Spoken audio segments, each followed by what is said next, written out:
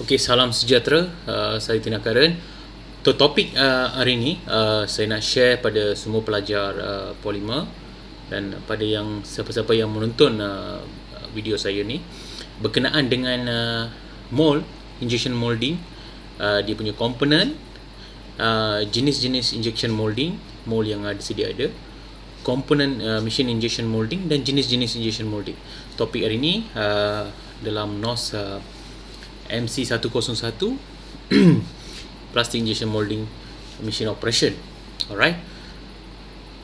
The next I'm going to talk about bahagian acuan, bahagian-bahagian dalam two plate mold yang seperti yang kita sedia tahu adalah two plate mold boleh dibahagikan kepada dua bahagian yang utama, iaitu cavity side dengan core side.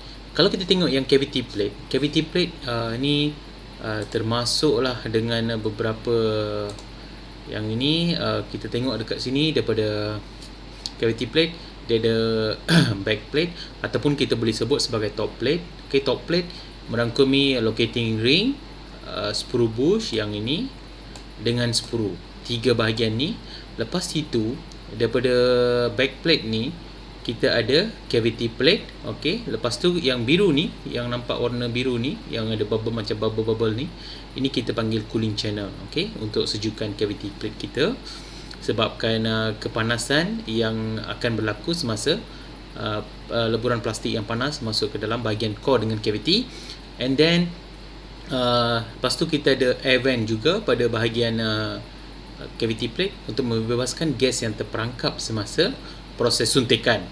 Okey, ni yang bahagian sebelah cavity. Kalau kita tengok bahagian core pula, yang tempat pembentukan produk ni ada banyak komponen. Okey, first dengan support block. Support block mesti ada dua-dua belah, kiri dan kanan. Lepas tu yang ini bottom plate ataupun kita sebut sebagai moving back plate. Lepas tu kita ada pushback pin, ejector pin, sprue yang keluar daripada sini ni, daripada cavity plate akan melekat pada bahagian core. Okey, sprue puller pin. Lepas tu cold slug ni yang bahagian dekat runner kita ni. Lepas tu runner ni dekat produk. Okey, ejector plate, ini yang plate yang bantu menggerakkan ejector pin ni untuk menolak keluar produk semasa mold dalam keadaan open. Okey, buka So kita ada sini ada guide pin dengan guide bush. Okay, ini yang komponen-komponen dalam two plate mold secara keratan rentas, gambar keratan rentas. Okey, kita tengok pula bagaimana pula dengan multi plate ataupun three plate mold. Dekat three plate mold sama je komponen-komponen, cuma dia ada plate lebihan. Okay, lebihan three plate mold ni, produk macam tadi two plate ni, produk tu akan jatuh seketul di mana ada sprue, ada runner, ada gate dengan produk. So kita ada secondary process, maksudnya produk tu kena potong daripada dan asingkan daripada sprue dengan runner. Sprue dengan runner ni sebenarnya waste daripada injection molding lah produk. Tapi dekat three plate mold ni ada bezanya, dia dah asingkan. Sebelum produk tu jatuh, benda ni dah asingkan produk dengan waste dia tu. So kita tak perlu buat secondary process. So kita tengok apakah komponen-komponen dalam three plate mold. Okey, ini top plate, kita tahulah dia ada locating ring, ada sprue bush dekat sini. Okey, ini yang kita panggil top plate. Lepas tu lepas top plate kita ada stripper plate. Okey, stripper plate lepas stripper plate baru kita ada cavity plate. Okey, cavity plate ini semua yang guide pin dengan guide boot lah Okey, and then kita tengok ada tension link. Warna merah ni tension link dia pegang antara cavity dengan core plate kita ni. Lepas core plate kita ada spacer plate, dan yang biru ni ejector plate lah, dan last kali bottom plate. Ejector plate function dia sama untuk menolak keluar produk yang sangkut dekat cavity plate yang dah bentuk melalui cavity dengan core. Cuma dekat sini stripper plate ni bantu mengasingkan kita punya produk dengan sprue runner. So ini dalam gambaran secara yang atas, dan ini adalah yang pisah. Kita nampak produk ini yang terbentuk. So bila cavity ni dah bergerak, core pun dah bergerak, produk ini akan jatuh asing, dan punya sprue dengan runner ni akan jatuh asing. So dipisahkan. Ini yang hijau ni adalah tension link ni, supaya cavity plate kita ni tak jatuh semasa keadaan bukaan. Okey, inilah locating ring. Apakah fungsi locating ring ni? Memudahkan penempatan mold acuan pada mesin injection molding, memudahkan penempatan mold pada mesin injection molding. Okey, screw bush. Screw bush ni adalah satu komponen di mana plastik yang dileburkan laluan pertama masuk ke dalam rongga cavity dan core. Inilah yang memberi laluan kepada kita punya leburan plastik ataupun plasticizing. And then ini backplate yang duduk dekat cavity plate lah, yang kita ikat dekat kita punya platen machine. So inilah lubang untuk locating ring, dan ini adalah tempat screw bush lah, screw bush, plate yang diikat pada mesin di sebelah mesin yang tidak bergerak, maksudnya dekat nozzle. And seterusnya guide bush. Okey, guide bush ni adalah sarung kepada guide pin kita. Okey, lubang bagi guide pin yang bergerak untuk menyelaraskan, menjajarkan antara cavity plate dengan core plate. Next, about split line ataupun parting line. Kalau kita tengok sini, ada gambar mold ni, yang two plate mold ni, ada locating ring, yang ni kita panggil sebagai cavity plate, dan ini sebagai core plate. Core plate kita kenal lah sebab ada ejector plate. Ni, yang ini adalah kita punya core plate, ini adalah cavity plate.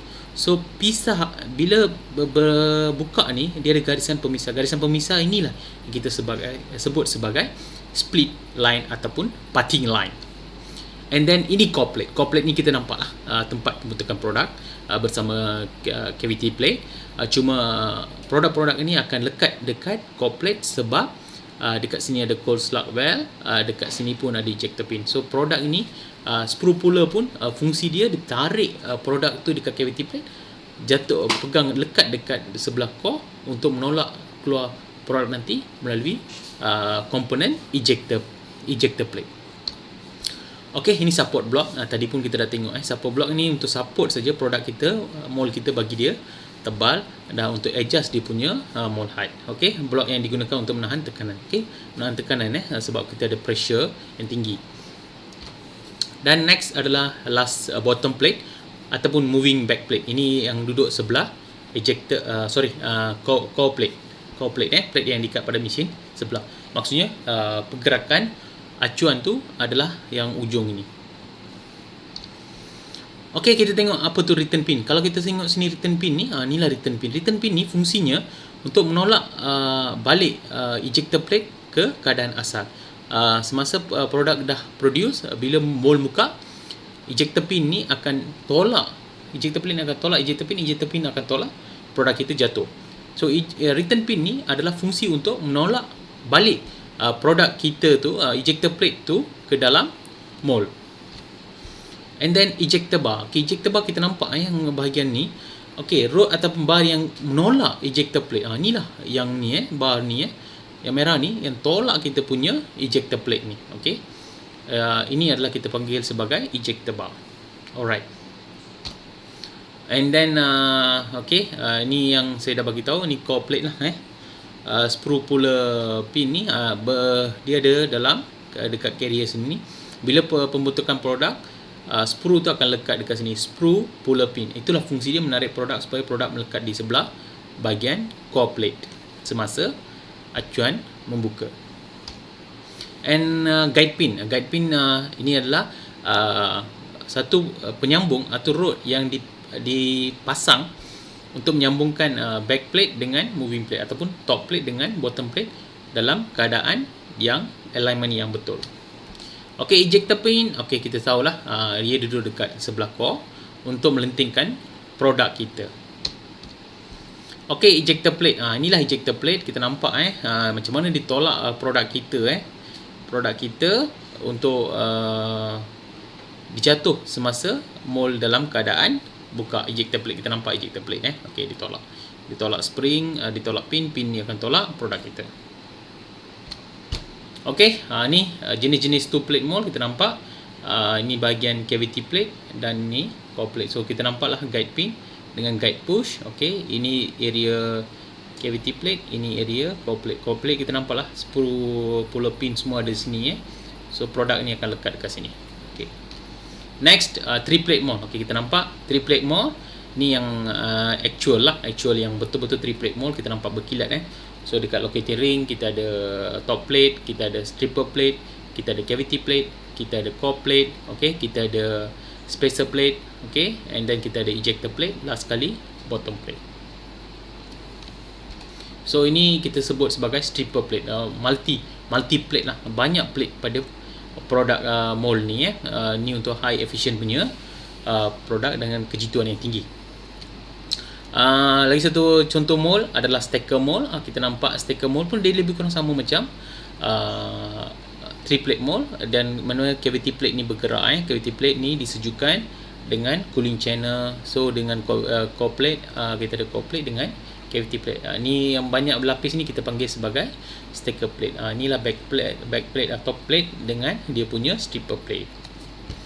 And the next, multi stage opening. Ini salah satu acuan yang kerap digunakan untuk high efficient punya produk. Ini pun salah satu bentuk produk. Ini yang high technical punya acuan. Next, ini hot runner system. So biasa kita tahu dekat injection molding saja kita pasang heater band, tapi dekat mold pun kita boleh pasang heater band. Yang kita pasang heater band dekat mold ni kita sebut sebagai hot runner system mold. Fungsi kenapa kita pasang heater ni pada mold ni, untuk mengelakkan pembaziran. Macam tadi saya cakap 2 plate dia akan jatuh produk bersama dengan sprue dengan runner. Kalau 3 plate pula dia asingkan produk dengan, tapi waste tetap ada. Tapi 3 plate ini yang hot runner ni, yang waste tadi tu sprue dengan runner tu dijadikan sebagai produk balik, dicairkan balik. So itulah tujuannya kita pasang pemanas pada mold kita, untuk mengelakkan sebarang pembaziran. Okey, ini split mold. Split mold ni kita boleh nampak yang core ni bergerak. Core ni ini boleh bergerak ke kiri, ke kanan, atas, bawah. Okey, ni yang pin ni adalah untuk menolak pin pergerakan dia punya plate-plate ni. Okey, ini split mold. Okey, kita tengok ejector pin pula. Ejector pin ada beberapa jenis. Black ejector macam ni, kita sebut black ejector. Yang ini kita sebut sebagai round ataupun bulat lah, ejector bulat. So dekat sini kita nampak dua perbezaan. Ada blade, jenis blade yang leper, yang jenis bulat, round ejector. Satu lagi kita ada air ejection. So air ejection ni, angin masuk ke sini, angin akan tolak spring ini, dan pin ni akan tolak produk kita. So ini kita sebut sebagai air ejection. Lepas tu, dalam produk kita ni kita tahu dia ada sprue, dia ada runner, dia ada gate. Gate pun ada beberapa jenis lah, ada 6 gate sebenarnya.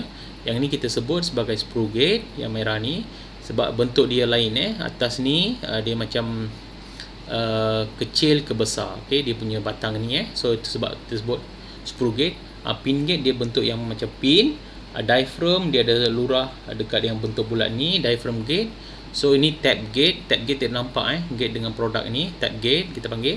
Ini flush gate, ini dia boleh patahkan, flush gate. Dan last sekali fan gate. So ada 6 jenis gate yang digunakan. Okey, ini ventilation. Ventilation inilah yang saya kata tadi, bila plastik disuntik ke dalam mold kita, di sebelah core dengan cavity. So bila berlaku pemanasan tu menyebabkan banyak kesan-kesan sampingan pada mold kita. So untuk elakkan gas tu terperangkap dalam mold kita, sebab pada tekanan yang tinggi tutup, so terpaksa adakan satu slot ataupun depth kedalaman dalam 0.0025 untuk membebaskan gas panas tu supaya tidak terperangkap dalam keadaan tekanan yang tinggi.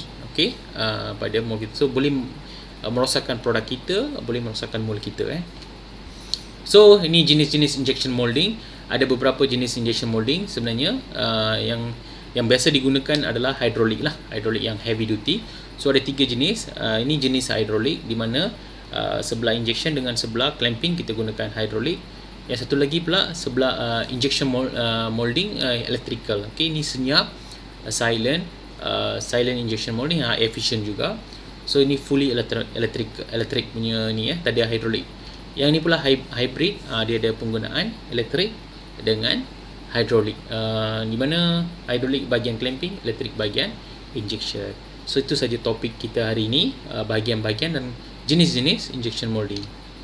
Sekian, terima kasih.